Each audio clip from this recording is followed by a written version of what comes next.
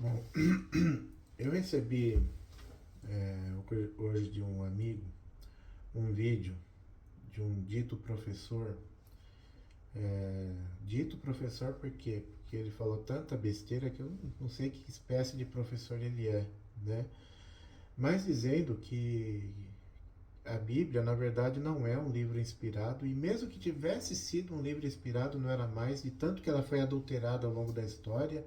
A Bíblia que nós lemos hoje já não é mais a Bíblia original, então já não é. Mesmo que um dia tivesse sido palavra de Deus, não é mais palavra de Deus. Tá? E ele coloca uns argumentos tão absurdos, mas fala tanta falácia que eu me vi obrigado a fazer esse vídeo para responder esses absurdos que ele coloca. Né? Então eu vou colocar alguns trechos desse vídeo que ele fez, colocou no YouTube, né? Eu fiz umas cópias de alguns trechos e eu vou colocando os trechos e vou comentando os absurdos que ele fala, né? Para começar, ele usa umas fontes que eu não sei que fontes é essa, né? Ele usa principalmente um autor, eu não anotei aqui o nome do autor, mas nos vídeos ele vai falar muito desse autor, certamente um autor ateu, né? Ele se baseia muito nesse autor. Mas ele se baseia muito numa tal de Bíblia arqueológica, não sei. Diz ele que é uma Bíblia de estudos. Essa Bíblia, sim, ela é uma fonte confiável, porque é uma Bíblia de estudos, tá? Ou seja, comentada por especialistas, né? Eu não sei, eu tentei pesquisar essa Bíblia, eu pesquiso, aparecem as lojas que vendem, né? Tá vendendo em tal loja, se eu quiser comprar, tem lá para vender, mas não consegui ver nenhum comentário dessa Bíblia, quem escreveu, quem organizou, enfim, não sei quem que fez, tá? Então, não dá para simplesmente dizer a tal Bíblia, só porque a Bíblia de estudos é boa, não, porque tem que ver quem estudou, quem fez esses estudos, né? Foi um modernista, por exemplo, ele vai tentar desacralizar tudo mesmo, tá? Então, ele se baseia muito nessas fontes. Então, para começar, já está o vídeo dele já é enviesado a partir das fontes que ele usa, tá? E usa também, a título de comparação, uma Bíblia que ele diz que é da esposa dele, uma tal de Bíblia da Mulher. Sei lá o que é isso. Para mim, Bíblia é Bíblia, né? Daqui a pouco vai inventar a Bíblia dos gays, Bíblia disso, Bíblia, sei lá. Bom, então, então vamos começar então a colocar esses trechos desses vídeos dele, depois eu vou comentando, tá? Então vamos lá ao primeiro vídeo. Para quem está pegando o bonde andando ou não estudou nada sobre isso. Nós não temos nenhum original da Bíblia. Nenhum de seus textos, aqui, que são cópias de cópias de cópias de cópias, como o Herman gosta de dizer, nenhum deles tem, a gente tem o original. Aquela carta de Paulo aos Coríntios, por exemplo, a gente não tem nada disso. Tudo que chegou até nós foram cópias de cópias de cópias. E qual é o problema disso? O problema disso é que, na medida em que a gente copia coisas, erros podem ser cometidos ou adulterações propositais podem ser feitas. Então, aí é que mora o problema. Então, o comentário que eu fiz a esse vídeo. Olha, se não há nenhum original, se ele admite no vídeo que não há nenhum original, e realmente não há nenhum original da Bíblia, e não tinha como haver nenhum original, afinal, a Bíblia, desde o primeiro livro da Bíblia até o último, ela foi escrita em não sei quantos mil anos, né?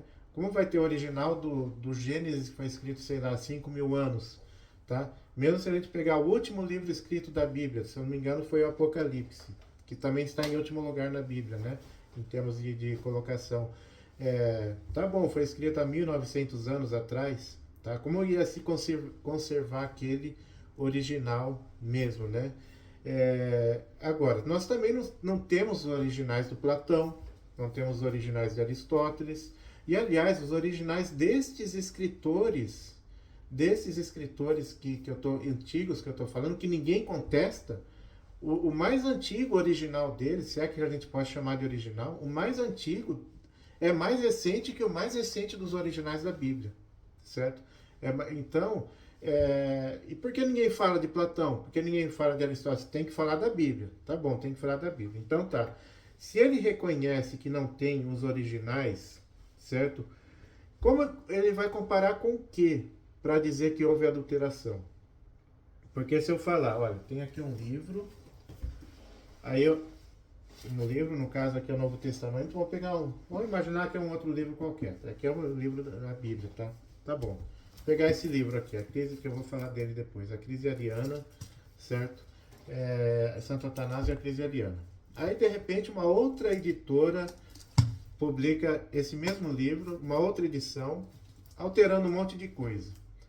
Aí eu vou falar, não, mas esse livro foi adulterado. Mas como que você sabe disso? Não, porque eu tenho a edição original. Tá aqui, a edição original, ó, tá aqui, ó, diz uma coisa e nessa edição diz outra.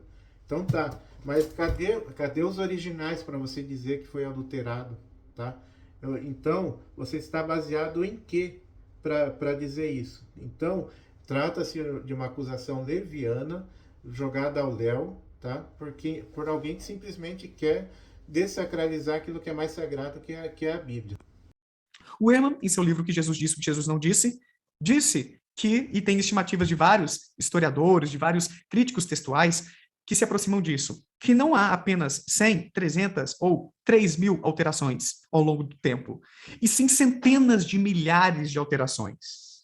Agora, bom, pelo menos um ponto positivo para quem acredita, para quem é cristão, é que a maior parte dessas centenas de milhares de alterações, se não me falha a memória, são 400.000, a última estimativa que ele menciona aqui. É que a maioria delas não altera de forma robusta, significativa, a mensagem do texto. Então, aqui no segundo vídeo, é uma coisa absurda, né? Ele consegue colocar números, tá? Primeiro é um absurdo ele falar que a Bíblia foi adulterada. Aí ele chega a colocar 400.000 adulterações. Meu Deus, como ele chegou a esse número, né? A mesma coisa. Comparou com o que para fazer essa contagem? Chegou a dizer 400.000 adulterações. Olha, eu nem sei se a Bíblia, mesmo grande do jeito que é, nem sei se tem 400.000 palavras, né? Mas assim, chega a esse número, é igual você dizer, o Brasil tem 1 milhão de abortos, igual eu já ouvi falar, né? Tem 20 milhões de crianças na rua, todo mundo sabe que é mentira, mas vão jogando os números lá, vão jogando os números e as antas começam a aplaudir, né? Então, é isso, qual é a credibilidade dessa pessoa que vai falando um monte de coisa absurda nesse sentido, né? Agora vamos então ao terceiro vídeo. A coisa vai piorar. Agora, isso não quer dizer que não haja modificações, que não haja variantes textuais que não sejam, que não tenham, que não impliquem uma mudança significativa do significado daquela passagem. E aí vem o segundo motivo por que há essas variantes textuais. Conforme os estudiosos dizem, e o Bart Ehrman corrobora essa tese, traz vários autores para discutir isso, muitas vezes os copistas, que são ou eram aquelas pessoas que copiavam as escrituras, isso era feito à mão, né? Hoje a gente está acostumado com essas grandes editoras que imprimem um texto, tem lá tudo bonitinho no computador, mas antes não, era texto por texto, manualmente, um copista ou um escriba que fazia lá as cópias daquele material para difundir pela comunidade, para levar para outro vilarejo, outra comunidade, assim por diante. Pior, embora ao longo dos séculos esses copistas foram se profissionalizando, lá nos primórdios eram pessoas que constituíam uma minoria daqueles cristãos primitivos do século I que faziam essas cópias, e eles não eram profissionais. Alguns mal sabiam ler e escrever. Então, é possível, conforme argumenta o Ehrman, que as maiores variações, as maiores distorções dos textos tenham ocorrido nos primeiros séculos. Agora ele fala dos copistas, dos primeiros cristãos copistas. Para começar, eu não sei, eu acho que ele deve estar dizendo qualquer um que copiava a Bíblia, né? Porque, lógico, a imprensa foi inventada por Gutenberg no século XV, parece, se eu não me engano, século XV. Então os livros tinham que ser copiados à mão mesmo. Nesse sentido tá certo, eram os copistas, tá? Mas copista propriamente dito eram monges. E os monges não existiam na antiguidade. Os primeiros cristãos não eram monges, não tinham como ser monges. Por um motivo simples, eram perseguidos. Nem igreja eles tinham, eles viviam nas catacumbas, como iam montar mosteiros, certo? Então os primeiros mosteiros, os primeiros ensaios de mosteiros, na verdade, aconteciam com cenobistas no deserto, os cenóbios, né? E os primeiros abades foi o Santo Antão, São Paulo, cenobita, né? e depois vieram os monges da Irlanda, principalmente. A Irlanda floresceu mosteiros na Irlanda inteira, foi incrível, o milagre irlandês, né? Aí sim que apareceram os copistas, né? Aí ele vem falar dos copistas entre os primeiros cristãos, tá? Então, já mostra que o conhecimento histórico dele é nulo, né? É o professor, né? Então, e vem falar, os copistas eram muito ignorantes, até eles mal sabiam ler, então copiavam tudo errado. De novo, qual a fonte histórica disso? Baseado em quê? Tá bom, vamos concordar que na antiguidade pouca gente sabia ler e escrever mesmo. Isso é verdade. Essa universalização da educação, que pelo menos ler e escrever, o mínimo a maioria das pessoas sabe, tá bom, isso é recente, isso eu concordo. Tá bom. Mas dizer que os copistas eram ignorantes, mal sabiam ler e escrever, por isso copiavam tudo errado, não, eu acho que é o contrário. Até por ter poucas pessoas que sabiam ler e escrever, as que sabiam ler e escrever sabiam de fato ler e escrever. E era essas pessoas que iam copiar. Isso é uma coisa lógica, né? Por exemplo, o Evangelho de Lucas. Por que foi São Lucas que escreveu? Porque ele era médico, ele era um cientista, então ele era erudito para a época dele. Então ele escreveu o Evangelho, escreveu os Atos dos Apóstolos, né? Então, e você dizer que os copistas da antiguidade copiavam tudo mal e tudo errado, então as maiores adulterações provavelmente aconteceram nessa época, né? Ela até coloca como uma hipótese, onde está a cientificidade disso? Provavelmente foi não, ou aconteceu ou não aconteceu. E se você diz que aconteceu, tem que dar a fonte, não simplesmente jogando ao léu aqui, né? Então, tá, vamos continuar, porque a coisa ainda... Então, é possível, conforme argumenta o Ehrman, que as maiores variações, as maiores distorções dos textos tenham ocorrido nos primeiros séculos. E isso se perdeu. A gente não tem quase nada em termos de escrituras, de cópias, dos primórdios do cristianismo. Do século I, eu acho que não tem nada, ou tem, tipo, uma outra, claro, não os originais, ok? Mas cópias de cartas de Paulo, alguma coisa assim, não me lembro, tá? Já recebi aqui o André Chivitares no canal, a Juliana Cavalcante, o Jonathan Matias, entre outros, para falar sobre isso, e eles são muito melhores do que eu, porque eles são historiadores do cristianismo, tá? Eu sou um pesquisador da psicologia da religião, com doutorado em neurociências, e esse não é o meu ramo principal. Mas eu já li alguns autores e já discuti com especialistas no tema e tenho algum entendimento sobre o assunto. Mas o caso é que a gente tem poucas cópias datadas lá do século II, III, IV, e à medida que a gente vai chegando mais para cá, a gente tem mais e mais cópias. Então é possível que essa mensagem tenha sido muito mais distorcida nos primórdios do que ali no século III, IV, por exemplo, ou no século VIII, X, XV. De forma que a gente não consegue ter uma clareza do quão distorcida foi a mensagem lá nos primórdios. Então agora, neste quarto vídeo, olha que absurdo, ó. Então, como dito no começo, né, como a gente já comentou no começo, se tudo se perdeu, se os originais se perderam, né, vamos comparar com o que para dizer que houve adulteração, quando ele mesmo diz, o próprio rapaz lá no vídeo diz, né, que não tem quase nada, e ele mesmo diz que não é possível ter uma clareza de como foi distorcida a mensagem nos primórdios. Primeiro ele fala que foi distorcida, depois ele fala que não tem clareza de como foi distorcida. Então, ele sabe que foi distorcida ou não sabe? Se ele diz que foi distorcida, tem que ter uma clareza. E se não tem essa clareza, então ele não sabe se foi distorcida ou se não foi distorcida, né? Então, chega a ser um argumento pueril isso daí, né? Então, agora vamos lá para o quinto vídeo. Tem mais um detalhe. Olha o tanto que é problemática a atitude de fé ao tomar aquilo ali como as palavras do original, tal como foram supostamente inspiradas por Deus. Quando a gente considera o Novo Testamento, os documentos mais antigos, as primeiras escritas, foram feitas cerca de 15 anos depois que Jesus de Nazaré morreu pelo apóstolo Paulo. Então se engana quem acha que os apóstolos que escreveram lá os evangelhos e outras cartas, epístolas e assim por diante.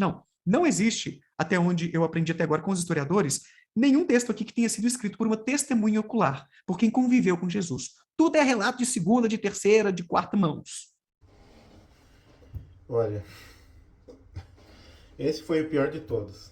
Eu pensei até em colocar esse vídeo em primeiro lugar, esse trecho em primeiro lugar, e falar, olha, eu não preciso falar mais nada. Uma pessoa que fala uma coisa dessa, não tem a menor credibilidade, não dá para levar a sério.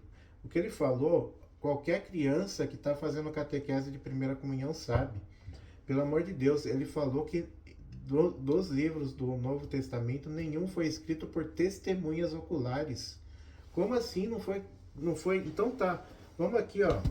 Vamos pegar o índice aqui do Novo Testamento, da Bíblia, para ver se não houve. Então, primeiro, Evangelho segundo São Mateus. Quem foi São Mateus? Chamado Levi, cobrador de impostos. Foi apóstolo de Cristo. Não foi testemunha ocular? Não foi? Aí vamos lá. Evangelho segundo São João. O mesmo que escreveu também o Apocalipse. Tá? E aí, São João, o apóstolo amado. Aquele que teve o privilégio de ouvir o coração de Jesus batendo. Encostou a cabeça no peito de Jesus. Já pensou? Que privilégio é esse de ouvir o coração de Jesus? São João teve esse privilégio. E aí? Não foi testemunha ocular? E ele estava ao pé da cruz também, que você nega também a historicidade do Evangelho de São João. Tá? Então tá. Ele não foi testemunha ocular? Tá bom. Vamos pegar as cartas. Tá bom. Carta de São Tiago. Quem foi São Tiago? Apóstolo? Apóstolo de Cristo. Não foi testemunha ocular? As duas cartas de São Pedro. Quem foi São Pedro? Primeiro Papa?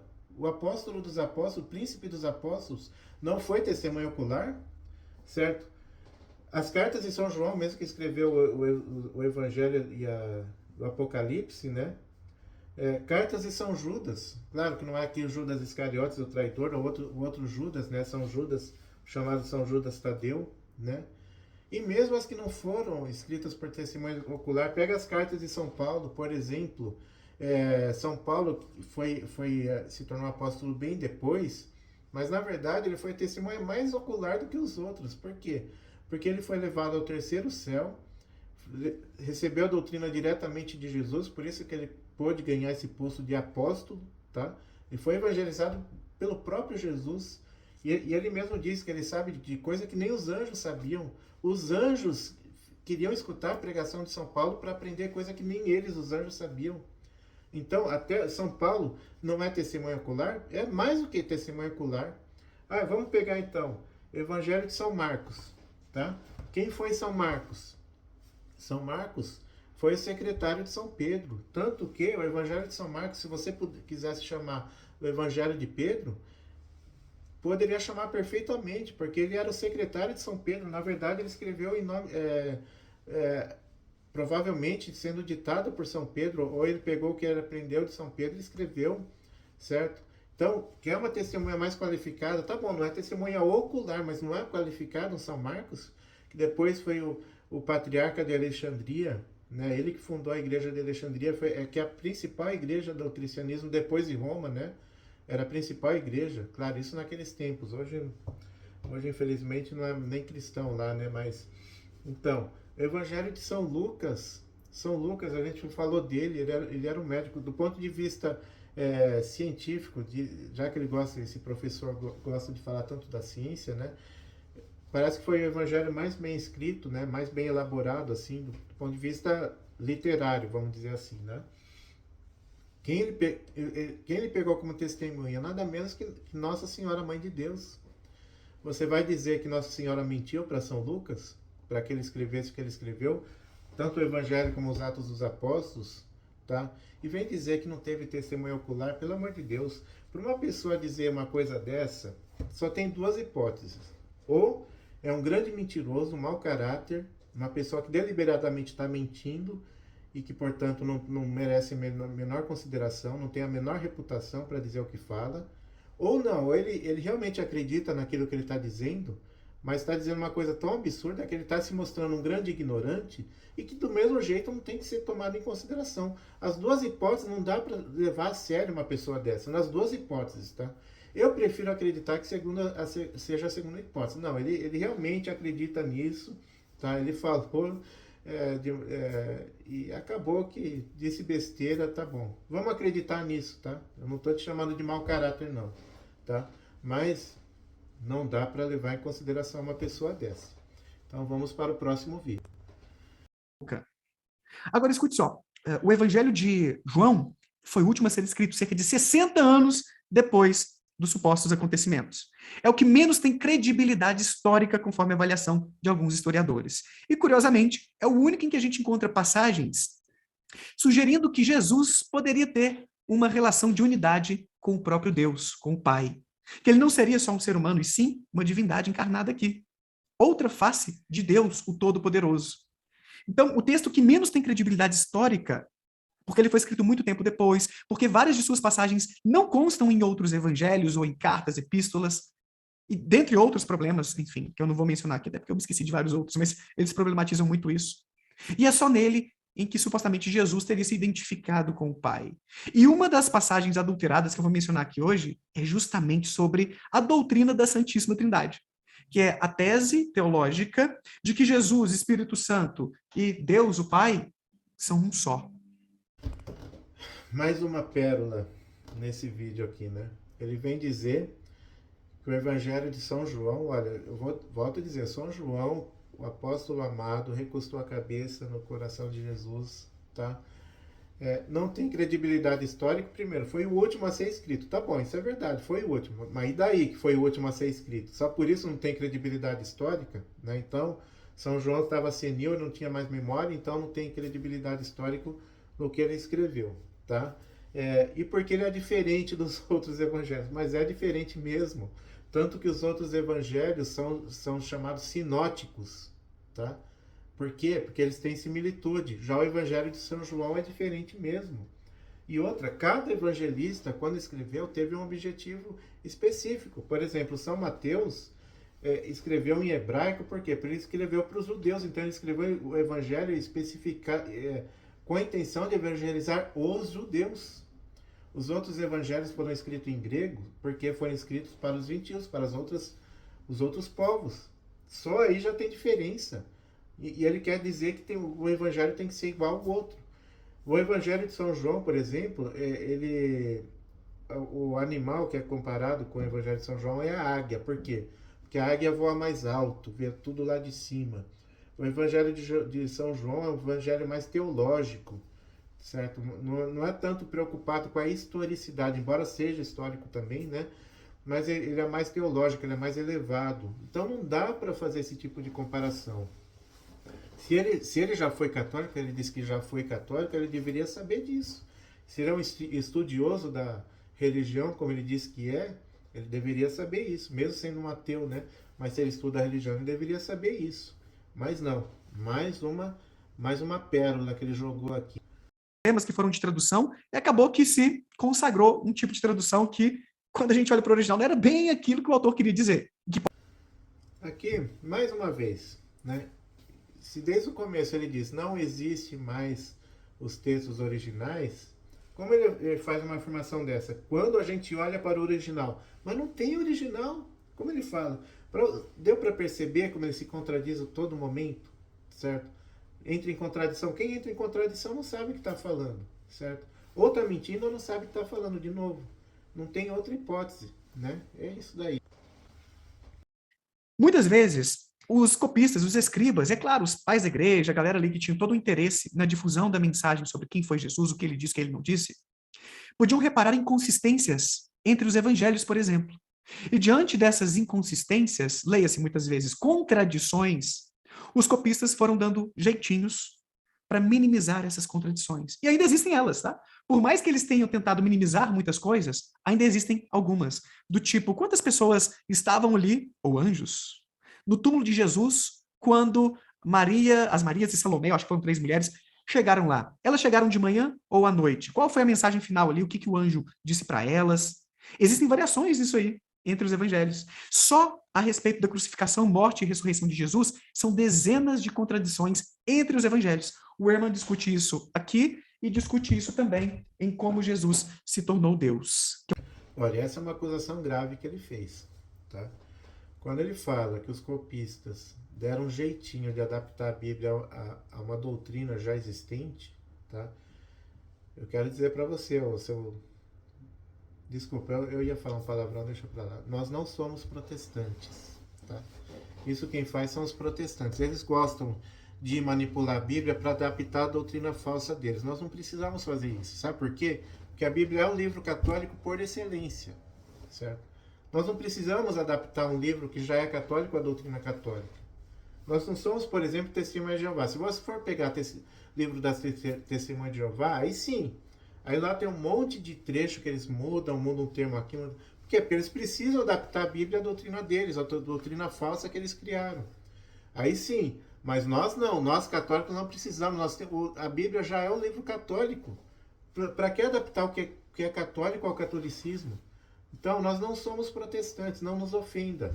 Você, quando faz uma afirmação dessa, você está ofendendo não só nós, os católicos atuais, como os católicos do passado, principalmente, que você diz que adulteraram a Bíblia, os tais os copistas, né? Monges santos. Aliás, eu fico pensando, eu lembrei agora, vamos pensar isso na prática. Como que seria na prática? Tá? Vamos dizer, tá lá um monge copista, lá copiando o livro, lá manualmente, como eles faziam, né? Ficava lá, nossa, um trabalho incrível que eles fizeram, né? De repente esse monge se depara com um trecho. Epa! Não gostei desse trecho aqui. Lá o monge inglês, lá na Inglaterra, ou irlandês, vamos colocar o monge irlandês. Tá? Epa! Não gostei disso daqui não, eu vou mudar. Vou fazer assim, eu vou pôr no grupo do WhatsApp dos copistas, ou do Telegram, vou colocar, ô pessoal, tal trecho aqui do livro de Jonas, eu não achei legal não, vamos mudar então esse trecho? Em vez de colocar que Jonas foi engolido por um peixe, ou por uma baleia, vamos dizer que na verdade o barco que ele estava ficou perdido, se engrando no mar e ele chegou na praia. Vamos fazer isso? Que é esquisito, né, falar que Jonas foi engolido pela baleia, né? Vamos mudar aqui? Aí todo mundo, perfeito, concordo, vamos lá, vamos mudar. Aí o copista lá da Alemanha muda, o copista lá de Portugal muda, falando dos países atuais, né? O copista da Itália muda, pelo amor de Deus, pelo amor de Deus, nós estamos falando da Idade Média. Se algum copista fizesse isso, tá? A partir do momento que foi descoberta essa adulteração, sabe o que ia acontecer com esse livro adulterado? Ia para a fogueira, simples assim. Não tem sentido, você do modo prático, pensar isso até do modo prático. Não havia, até não havia essa comunicação que existe hoje, não havia naquela... Não tem como um monge da Inglaterra ou da Irlanda fazer a mesma adulteração do monge da Alemanha. Não tem como, pelo amor de Deus. Então, e outra, o medieval, ele era tão apegado à verdade e à sã doutrina, ninguém ia aceitar isso, é o que eu falei. Se alguém fizesse isso daí, ia para a fogueira e pronto. Não se aceitaria isso. Então, isso é uma calúnia enorme que se faz a nós cristãos e aos nossos antepassados na fé. Não se pode aceitar isso, pelo amor de Deus. Dá um jeitinho para a Bíblia ficar de acordo com a doutrina. Nós não precisamos disso. A nossa doutrina é que está de acordo com a Bíblia e ponto final. Então vamos para o próximo vídeo. No início, no cristianismo primitivo, isso não era consenso. Na verdade, até tem algumas vertentes cristãs, como Testemunhas de Jeová, que não aceitam essa tese, que Jesus era o próprio Deus encarnado. Então, até hoje, existem divergências nessas correntes cristãs. Mas lá no início, no primórdio do cristianismo, não era perto, não havia nem perto deixa eu reformular aqui. A gente não estava nem perto de chegar a um consenso. Tinha gente que achava que Jesus era só um homem, um profeta iludido, ou um profeta importante que veio anunciar o fim dos tempos iminente, mas que não era divino. Alguém que foi enviado por Deus e se santificou no batismo aos 30 anos, com João Batista, ou se santificou na sua crucificação, ou se santificou na sua ressurreição. Tem gente que acha que ele sempre foi Deus em pele e osso e sofreu como um ser humano, que eu acho que hoje é a versão hegemônica entre as denominações cristãs, e tem gente que até acreditava que ele era o próprio Deus, mas não sofreu de verdade, não era de carne e osso. Que ele fingiu sofrer para passar uma mensagem, para ter um impacto sobre nós. Até essa versão existia. E só lá no século IV, como o Herman argumenta aqui, que foi oficializada a versão de que existem 3 pessoas aí. Jesus, Espírito Santo e Deus, que são uma mesma pessoa, na verdade, né? 3 vertentes de uma mesma pessoa. Mas mais uma vez, nesse nono vídeo, ele demonstra a perfeita ignorância da doutrina da igreja, né? Mais um absurdo que ele falou. Ele disse que a questão da Santíssima Trindade, que Jesus seria Deus também. Jesus é Deus, não é que seria Deus. Jesus é Deus também. Isso só foi definido no século IV. Na verdade, provavelmente, ele deve estar falando do Concílio de Nicéia. Ele nem sabe o que está falando, mas está se referindo provavelmente ao Concílio de Nicéia e à crise do arianismo, né? Que realmente aconteceu no século IV. Foi uma turbulência da igreja enorme, tá? Aí o concílio veio e definiu que Jesus é sim homem, Deus, tá? E só que, aí eu pergunto, isso tá aqui, ó, eu recomendo para ele esse livro aqui, esse pequeno livro de 990 páginas, vamos arredondar para 1000 páginas, tá? Se você quiser saber melhor sobre isso, leia aqui, tá? Santo Atanásio e a crise ariana, ele chega nos pormenores, desde o começo, quando o padre Ário resolveu dizer que Jesus não era Deus, tá? Aí quando veio a reação de Santo Alexandre, que era o bispo dele, depois veio Santo Atanásio, e toda a controvérsia que demorou 50 anos. Se quiser, está aqui explicado também nesse livro, tá? A história da Santa Igreja, tem aqui a parte do arianismo, tá? Então você pode ler, se você se diz estudioso, então leia, estude para não falar tanta besteira, tá? Então, se era como ele diz, desde o começo não era claro, era uma controvérsia que para os cristãos, uns admitiam que Jesus era Deus, outro que Jesus não era Deus, aí ele começa a incluir coisa da heresia monofisista, né? Ele nem sabe o que está falando, é o que estou dizendo, que ele pega coisas de heresias posteriores, tá? Que vieram depois. Ele faz uma maior misturança, tá? Aí eu pergunto, se é uma coisa que é desde o começo do cristianismo, essa controvérsia, por que quando o Ário chegou e falou, Jesus não é Deus, teve todo o rebuliço que teve? Já que era uma coisa discutida há 3 séculos, então era só mais um que veio dizer que Jesus não é Deus. Pronto, aí resolveram, não, vamos dizer que é Deus sim, pronto. Não, não é isso. Era uma coisa pacífica, todo cristão admitia que Jesus era Deus. De repente vem o que fala que Jesus não é Deus, opa! Aí causou, volto a dizer, leia aqui, ó. Não tem ideia da crise que isso aconteceu, tá? Para você falar um absurdo desse, tá? Vai estudar primeiro, ignorante. Tá, vamos para o próximo vídeo agora. Sendo alterado ao longo do tempo, a gente tem essas escrituras com várias divergências, por motivo de conciliação entre os evangelhos, porque eles estavam tão discrepantes que o povo estava começando a questionar por que tão discrepantes assim. Mesmo com esses concertos, há ainda algumas divergências, e há também alterações propositais, às vezes para poder simplificar uma passagem. Nossa, esse negócio está tão complexo que eu vou tentar deixar isso aqui mais tranquilo. Mas também com o propósito de defender uma teologia.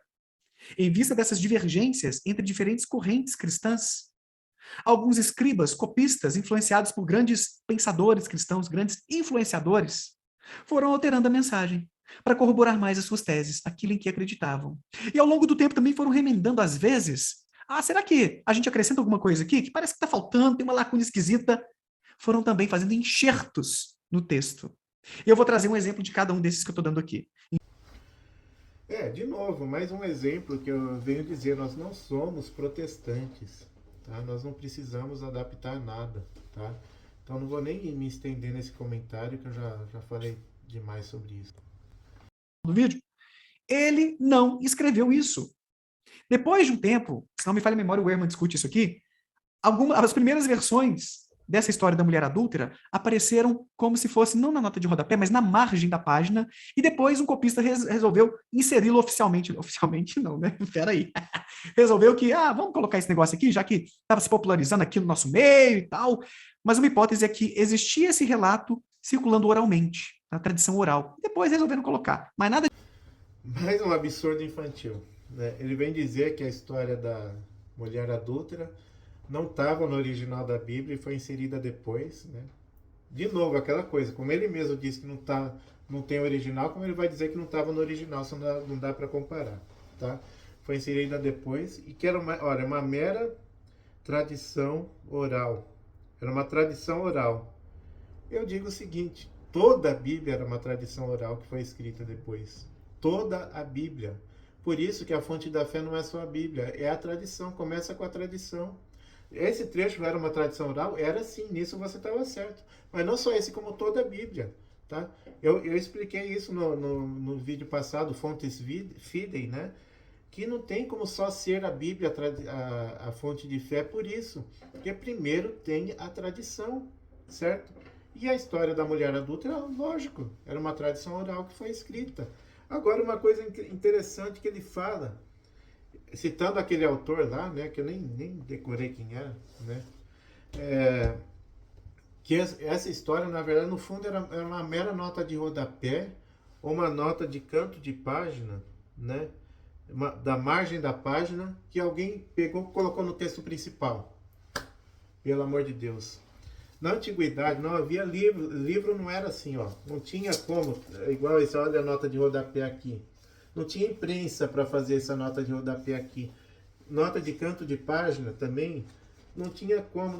Os livros não eram assim. Os livros eram pergaminhos. Eram rolos grandes que você desenrolava assim e ia escrevendo os textos. Escrevendo, começando do canto e indo para o meio até o outro canto. Ou ao contrário, acho que quando em hebraico era da direita para a esquerda, enfim. Não há que se falar de nota de rodapé ou de canto de página nos livros da antiguidade.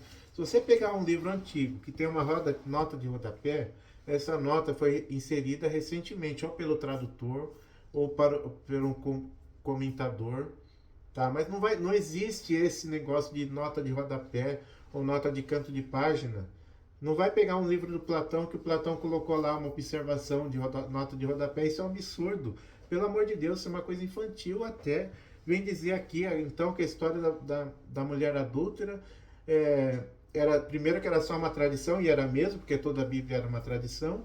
E segundo, que era uma nota de canto de página que de repente alguém colocou no texto principal. Ah, pelo amor de Deus. Pelo amor de Deus. Editora NVI, claro, são edições diferentes, mas essa é uma Bíblia de estudo. Ela é mais próxima ao original. Ela traz explicações sobre esses trechos polêmicos da Bíblia. Bom, esse 13º vídeo é a mesma coisa. Se não há os originais, como dizer que esta Bíblia está mais de acordo com os originais? Se você mesmo disse que não tem originais, tá? E outra coisa que eu já falei, só pelo fato de ser uma Bíblia de estudos, ela é mais confiável, tá? Quem fez esses estudos? Quais são as fontes? Pelo amor de Deus. Eu posso escrever um monte de besteira, pegar uma Bíblia, escrever um monte de besteira e falar que é uma Bíblia de estudos. Não estou falando que é o caso, mas até porque eu não conheço essa Bíblia aí, nunca li, né?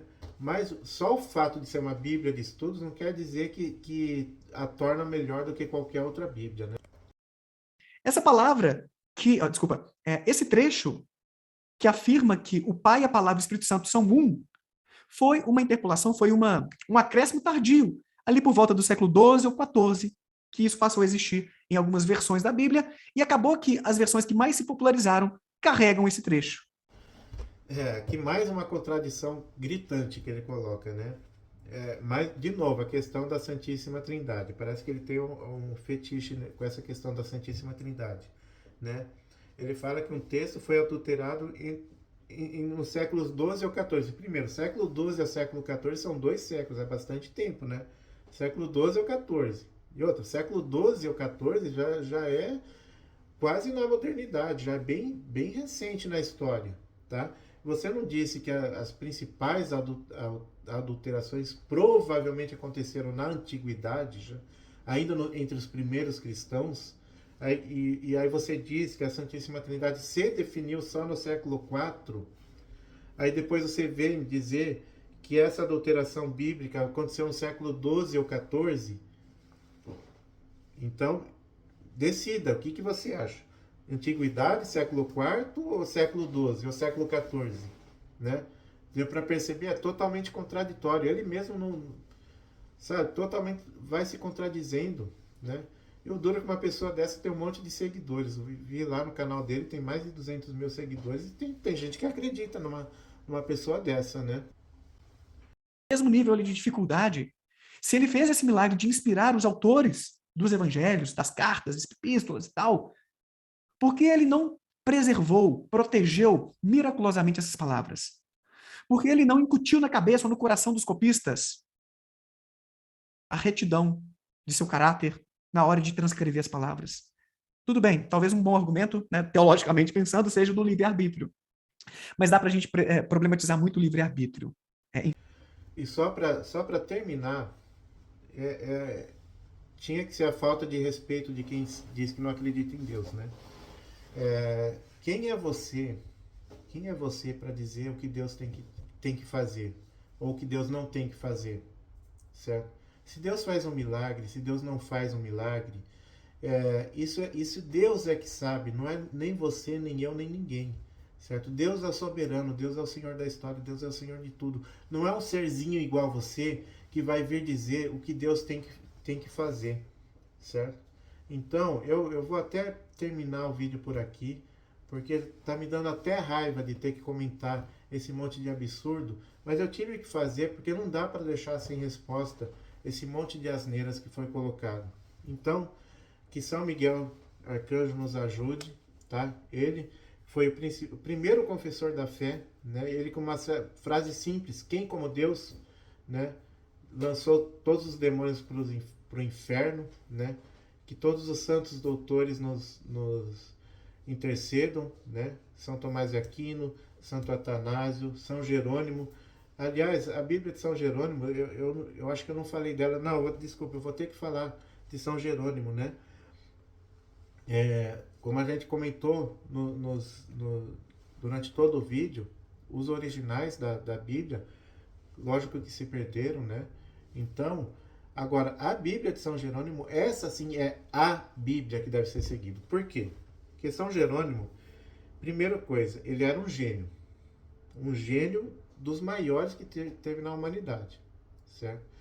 Além de ser um gênio, ele era um santo também dos maiores que teve na humanidade. Então, você junta uma pessoa genial do ponto de vista intelectual com um grande santo, olha o colosso de pessoa que era esse São Jerônimo, certo? Então, o que ele fez?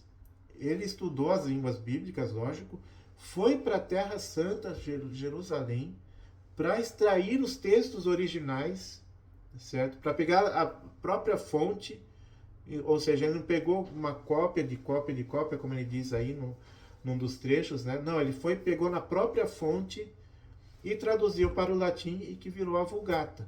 Por isso, a Vulgata, Bíblia em latim, a tradução oficial da igreja, é a Bíblia mais confiável de longe a Bíblia mais confiável. Por quê? Porque foi escrito de fato entre os originais lá na antiguidade, certo? São Jerônimo não viveu nos dias de hoje, não. Lá na antiguidade, onde ainda se tinham os originais, certo? Escrito por um gênio e por um grande santo, certo? Eu preciso falar mais o que, né? Certo? Porque, então, se você pega as Bíblias atuais, por exemplo, pega essa aqui, essa TEB, né? Tá aqui, tradução ecumênica baseada em textos originais, tá? Aí você pega aqui, por exemplo, a Bíblia da Ave Maria, mesma coisa. Tá aqui, Bíblia pequenininha, né? No tempo que eu não precisava de óculos, né? Tradução do texto em língua portuguesa diretamente dos originais, tá? Aí você pega, por exemplo, essa Ave Maria. Essa Ave Maria, não é que não seja uma boa Bíblia, ela é uma boa Bíblia, mas olha o que ela diz aqui. Como não é do original, né? Nossa, onde está aqui?